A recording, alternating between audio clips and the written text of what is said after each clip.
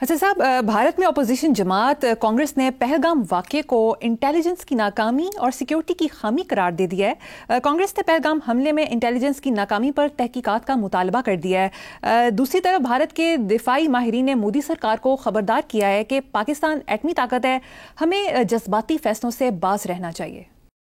ये सेंसिबल बातें हैं सारी, और ये किसी और ने नहीं, कांग्रेस की सरबराह जो हैं सोनिया गांधी, उनके दामाद ने कहा है।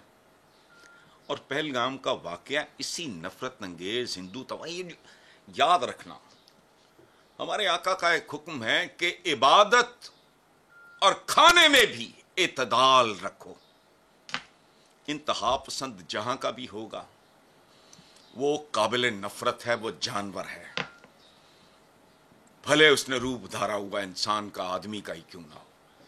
भारत में अकलियतों के साथ जो कुछ हो रहा है, मुसलमानों, मसीहियों, ये वो वगैरह वगैरह सारा अच्छा, और तो और यार मैं हैरान हूं कि ये मेंटालिटी क्या है, इनकी जहनियत क्या है कि ये लोग अपने ही बापू की वल्दियत से मुकर गए। कैसा है? ये कौन था नथुराम गॉडसे जिसने वो गांधी जी ने तो बात बड़ी ढंग की उसूल की थी कि जो पाकिस्तान के वाजिबात हैं उनको अदा करो। तो इसने अच्छा, उन्होंने मरण व्रत रखा, तो हिंदू तवा के वो जो था कोई पैरोकार वगैरह, ये वो उसने उन्हें कत्ल कर दिया। गॉडसे ही, पता नहीं क्या नाम था उसका। और लीडरशिप इस चीज का नाम नहीं है। लीडर तो हमें चपड़कनत भी बन जाते हैं।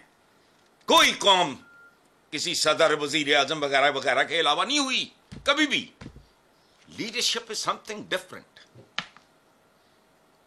तुम अपने अवाम के इस बात से बालातर कि किसी का मजहब क्या है, सोच क्या है, नहीं।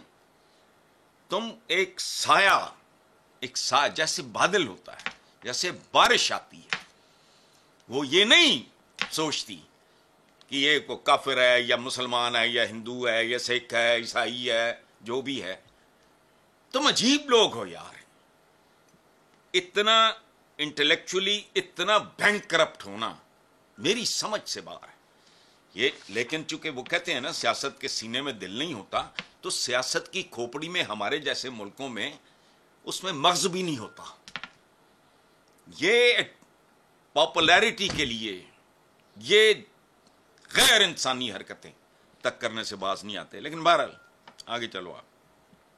अच्छा साहब, प्रेस काउंसिल ऑफ इंडिया के चेयरपर्सन और साबिक सुप्रीम कोर्ट जज मरकंडे काटजू ने स्टेटमेंट दी है कि पाक भारत जंग हुई तो भारत की इकोनॉमी का कचूमर बन जाएगा। आपको याद नहीं, कल ये जुमला मैंने भी बोला था कि जिसकी जितनी है इकोनॉमी मुकम्मल बर्बाद होगी। उनका डेफिनेटली साइज बड़ा है, मुल्क का साइज बड़ा है, आबादी का साइज बड़ा है, इकोनॉमी का भी उसी हिसाब से बड़ा है। तो मरकंडे काटजू, और एक बात याद रखना, मेरी तो ख्वाहिशात थी मेरी। एक तो मनोज कुमार साहब की डेथ के बाद दायर है वो ख्वाहिश। दूसरा, मैं मरकंडे काटजू साहब को हिंदुस्तान का ज़मीर और इंतहाई आलीशान आदमी समझता हूँ। इतनी खूबसूरत और ताकतवर बात, बल्कि मैं उनका एहसानमंद भी हूँ। उनका एक आर्टिकल मुझे भिजवाया था, अब तो काफ़ी देर हो गई, कि मैं FC कॉलेज में पढ़ा हुआ हूँ। एक और वो पता नहीं बड़ा मशहूर एक स्कूल है जहाँ हमारा नुसरत जावेद भी वहीं के पढ़े हुए हैं, कि मैं अपने दादा का वो स्कूल और FC कॉलेज देखना चाह रहा हूँ। मैं लाहौर का अनारकली देखना चाह रहा हूँ, और 2-3 लोगों के उन्होंने नाम लिए, मैं इनसे मिलने चाह रहा हूँ, जिसमें मेरा नाम भी शामिल था। मेरी बड़ी ख्वाहिश है कि मैं उनसे मिलूँ। वो बहुत आलीशान आदमी है, वो सही मानों में इंसान है। वो जो कहते हैं ना, बस का मुश्किल है हर एक काम का आसान होना, आदमी को भी मयस्सर नहीं इंसान होना। तो वो बहुत आलीशान और खूबसूरत ह्यूमन बीइंग है।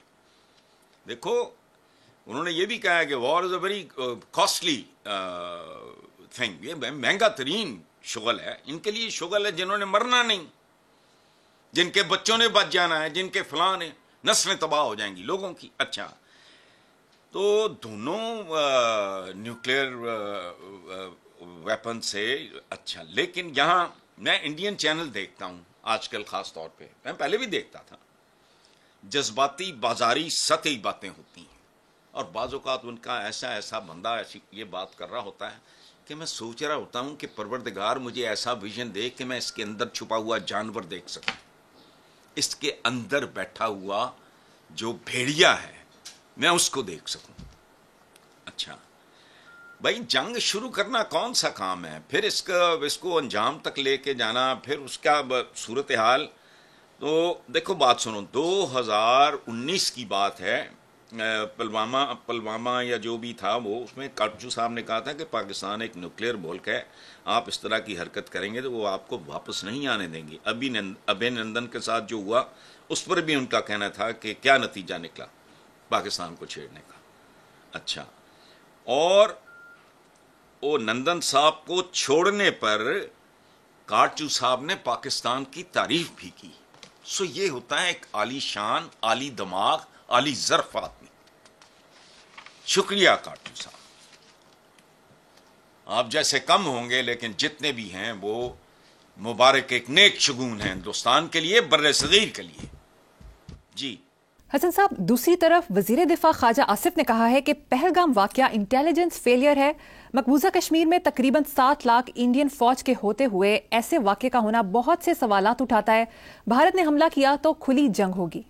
ये बात तो बिल्कुल ठीक है, हैरान कौन है, अपने गिरेबानों में झांको, अपना जाती तौर पे जवाबदेही जिसे कहते हैं, अपने ज़मीर से, अपने जहन से पूछो कि 7 लाख इंडियन फौज के होते हुए ये वाकया हो गया और चंद मिनटों के अंदर अंदर FIR भी कट गई हो। अकल करो तुम, क्या कॉन्ट्रडिक्शंस हैं। तो बात उन्होंने ठीक कहा कि जबान ज़दिया में ये कि ये पहलगाम जो है ये फॉल्स फ्लैग ऑपरेशन है, सीधा साधा। अच्छा, इंडियन मूवीज का मैं मद्दा हूं, उनकी हमारे यहाँ तो सिनेमा वैसे ही मरमरा चुका है, लेकिन ये पहलगाम का स्क्रिप्ट जिसने भी लिखा है उसके कान पकड़वा देने चाहिए। कहाँ? कुतुब मीनार पे, उसको वहां बिठाओ, छित्तर मारो उसको। इतना झोल है इस कहानी में कि मतलब समझ नहीं आती कि झोल में कहानी है कि कहानी में झोल है। वाकई के 5 मिनट के अंदर अंदर ट्वीट के जरिए पाकिस्तान पे इल्जाम लगा दिया गया। होश करो, ये तो कहते हैं ना ऐनी शाहिद होना।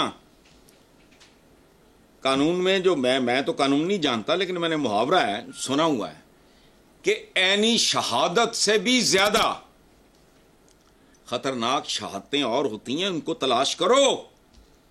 तुमने बूथा उठा के फौरन शुरू हो गए तुम। अच्छा, 10 मिनट के अंदर अंदर FIR भी दर्ज हो गई। वो इतनी फुर्तियां उधर हैं।